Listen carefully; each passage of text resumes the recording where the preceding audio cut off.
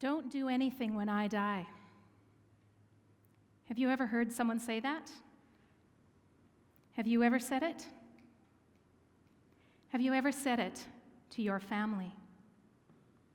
There are a few statements that convict us as much as those that have to do with our final wishes. And when our family hears, "Don't do anything when I die," they feel compelled to follow that as your final wishes. In the course of a week at our funeral home, we're very likely to see a family or a couple of families who say, "Mom didn't want anything when she died." And guess what?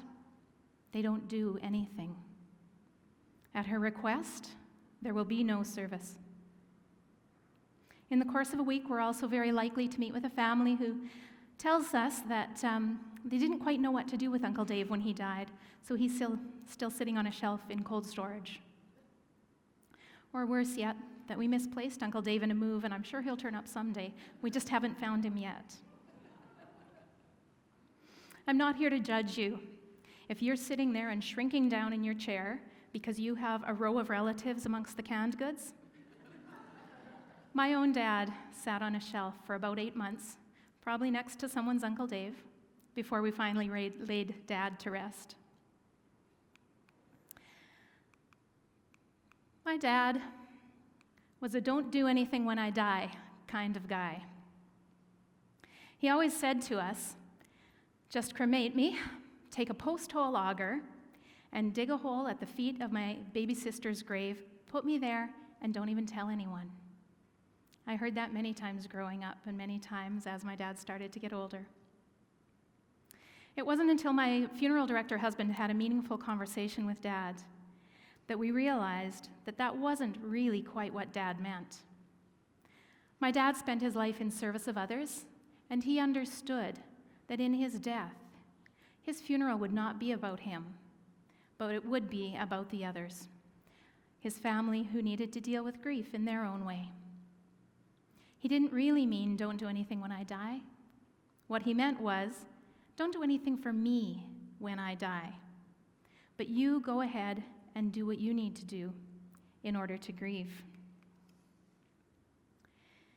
Grief is defined quite simply as our reaction to loss. It would be very nice if we recovered from grief in a single uphill line with no twists and turns, but that isn't the case. There are many models of grief. Perhaps the most common or popular that people know of is Elizabeth Kubler-Ross's 5 stages of grief, ending in acceptance. Engel tells us that acceptance is a necessary part of restitution of grief. Worden tells us that the very first task of grief is that of acceptance. Each of these models has its own language and its own terminologies and pathways and its own merit. But the commonalities within these grief models is that of acceptance. And in every one of them, acceptance is what must occur before healing can begin. For the past several years, there's been a shift in North America away from traditional funeral. Death care has moved out of the home and hands of the family and has moved into the hands of professionals. Funeral services have given way to celebrations of life, and burial is often delayed and many times does not even take place at all.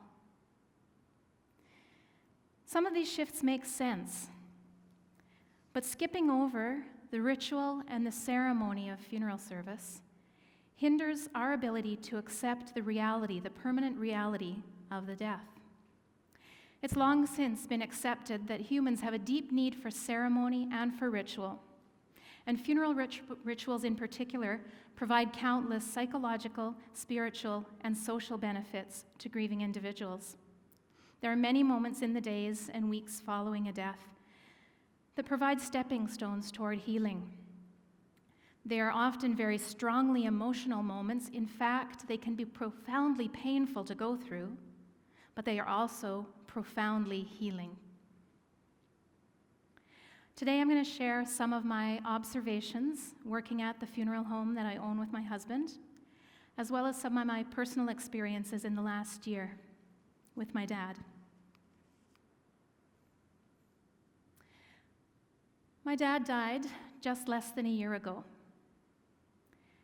His last week and a half was spent in hospital, and as a family, we were very aware that he would not be coming home. Healthcare professionals are very good at encouraging and inviting and making it comfortable for families to be in with their loved ones during those last days and moments of their lives. And we took advantage of that. Holding his hand, repositioning his pillow, offering him water. They were gifts to us as much as they were to him in that moment. Once a death occurs, the family who is present at the time often feels that they must leave, and it's time to hand the next tasks over to the funeral home. That isn't exactly the case. At our funeral home, we always invite, and if the family is interested, we encourage them to stay when we come to bring their loved one into our care. And you're very welcome to do this. You might stay and become as involved as you want. You might just want to watch. Consider placing a teddy bear or a special object or perhaps a flower in your loved one's arms to go away with them. Stay and help with the wrapping and lifting your loved one onto that stretcher. Perhaps accompanying them down in procession to the transfer vehicle. Help place them into that vehicle and close the door if you can.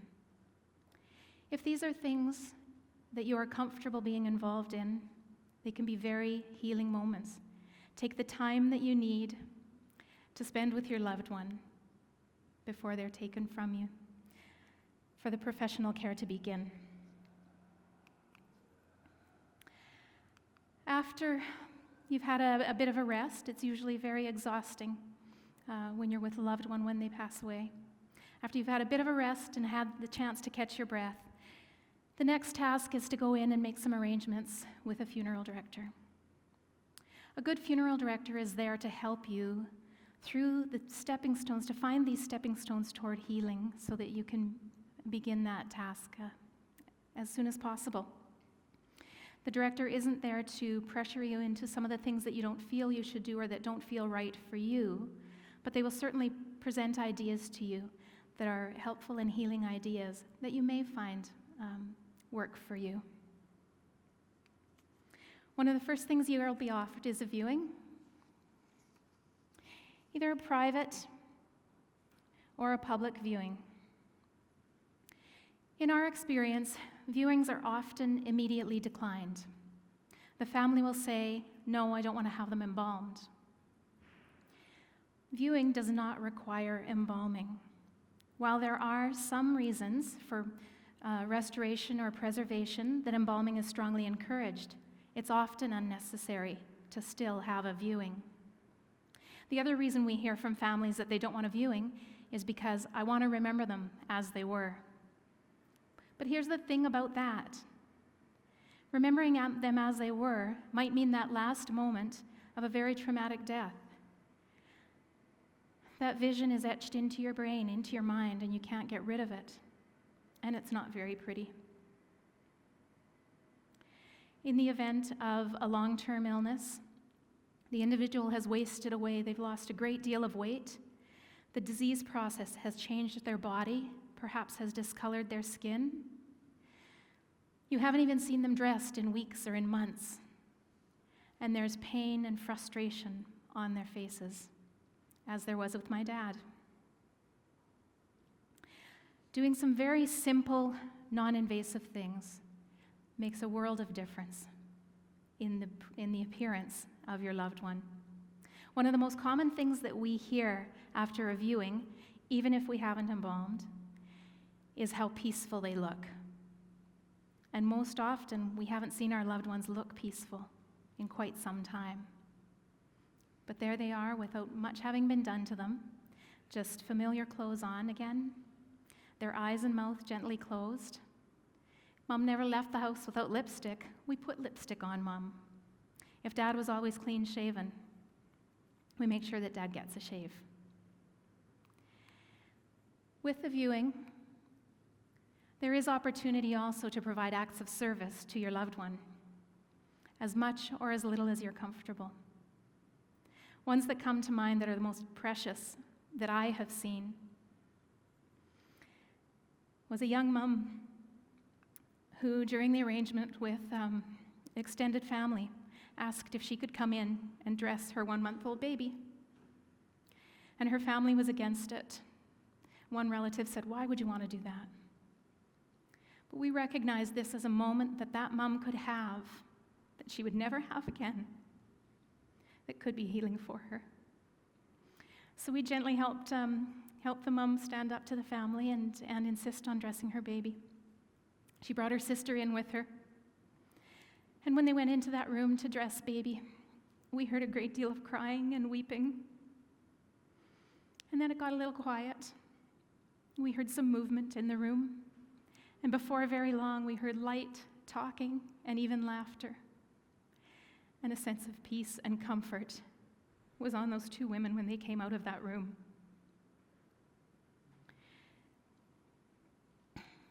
My daughter was able to tie Grandpa's necktie and place his hands just so that his wedding band would be showing. And that meant very much to her. She helped dress him and place him in his casket. Whether or not you choose to become involved in the viewing, I do urge you at least to have a viewing. The viewing is perhaps the most direct and immediate moment that an individual has to come to terms and accept the reality of this death. When we have people come in for viewings at our funeral home, the mood of the individual as they enter into that room is often very heavy, and we hear weeping. We know that people fall onto their knees or fall into a chair at the moment of that viewing. But when they come out, they are a different person. Something profoundly healing occurs in that room and in that moment. As the evening progresses, if they're staying and having a couple of hours of a viewing, they may choose to go in and out several times as they become more comfortable, and as the mood continues to lighten and change in the evening. Family members who wouldn't have gone in watch what changes as people go in and out of the room, and then they choose to go in. We cared for one family who had lost a young man. And there were a couple of family members to whom it was really important to have a viewing. And the dad was quite adamantly against it. But as the evening progressed, and he saw how everyone was coming out, and everyone was encouraging him to go see his son, he finally said, yeah, he thought he could do it. When he came out of that room, he collapsed into my husband's arms and wept. And he said, "Thank you. You gave me my son back." Have a viewing. Even if you're going to cremation, it's so remarkably healing that I would encourage to have that viewing prior to cremation. Many families do choose to do cremation prior to the service, and there's lots of practical reasons for doing that. However, it does come a little bit at the expense of some of the traditional funeral rituals that we did a generation or 2 generations ago. Consider the moment at a traditional funeral when the casket is walked in and walked down the aisle in procession with the family. The energy and the mood change completely in the room. We are all brought to a single point of focus as we realize why we are there today, to honor that life. And it prepares our hearts for the ceremony that's about to take place. One thing that we often see when we have services with just an urn present, or where the cremation has taken place, we sometimes don't even see the urn present. Or oftentimes, it's just left up at the front in amongst some memorial items. And there's nothing wrong with those things, but I do wonder why we treat caskets and urns so differently. Within each of those vessels is contained the earthly remains of this individual that was loved and adored and admired, and had a life on this earth. Why don't we treat urns the same way that we treat a casket? Have an urn bearer, have honorary urn bearers. Walk the urn in with a family procession the same way that you would with a casket. Don't lose those moments of tradition and ritual that give us moments to heal just because it's a different method of disposition, just because it's cremation rather than traditional burial. Following ceremony, committal is a very key moment that's often lost because burial doesn't happen as much as it used to. The most traditional way of understanding what a committal is that ashes to ashes, dust to dust moment where the priest puts the sand cross on the casket right before the casket is lowered into the ground. It's a very poignant moment, and it prepares the individual for that separation from the deceased, that permanent separation. Committals can happen in many other ways as well. It doesn't have to be as traditional as this. A committal can happen at the burial of an urn or just before a scattering. A committal doesn't have to be Bible verses or scripture or hymns. It can be other meaningful poems, just a few words, or it can be even just the release of balloons or floating candles down a stream if you're scattering ashes. With the committal comes finding a final resting place.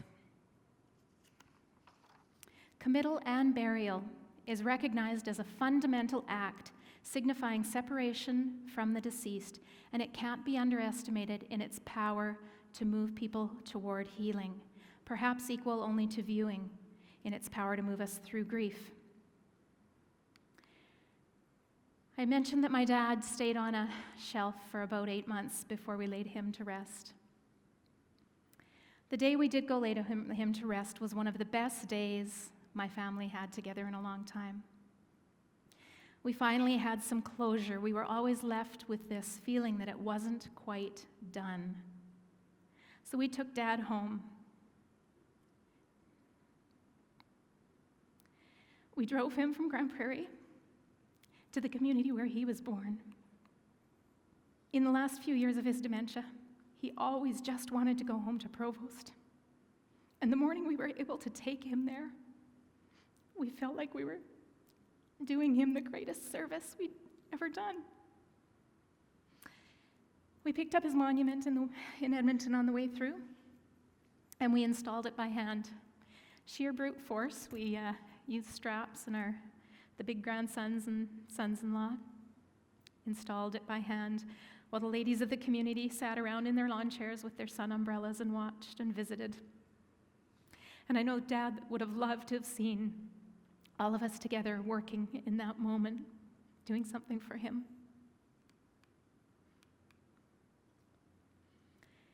Even the little boys, the little grandsons, got involved.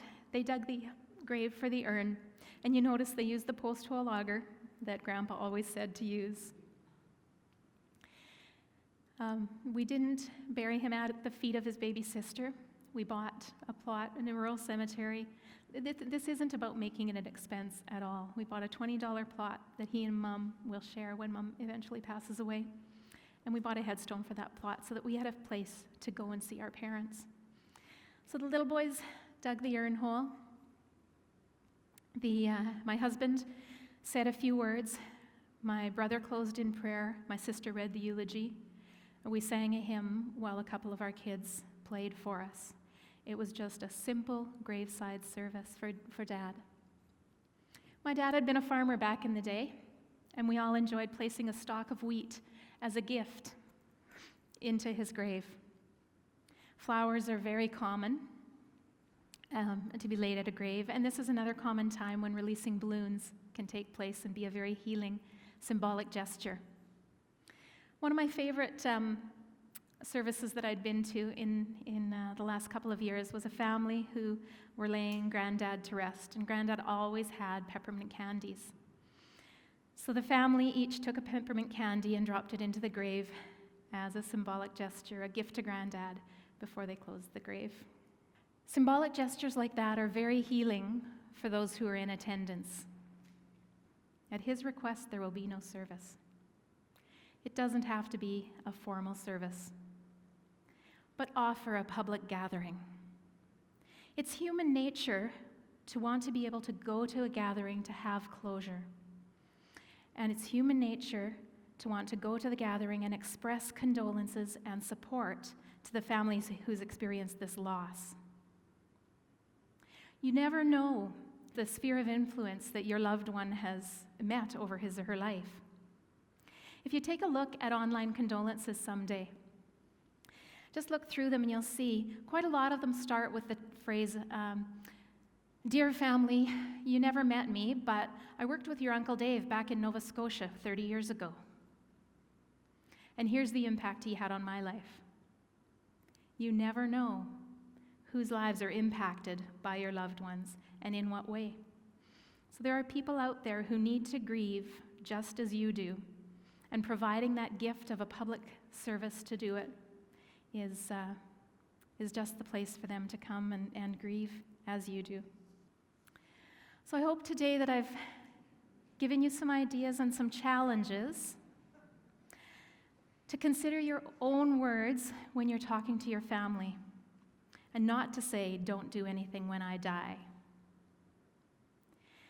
Now go home, get Uncle Dave out of storage, and find his final resting place. Thank you.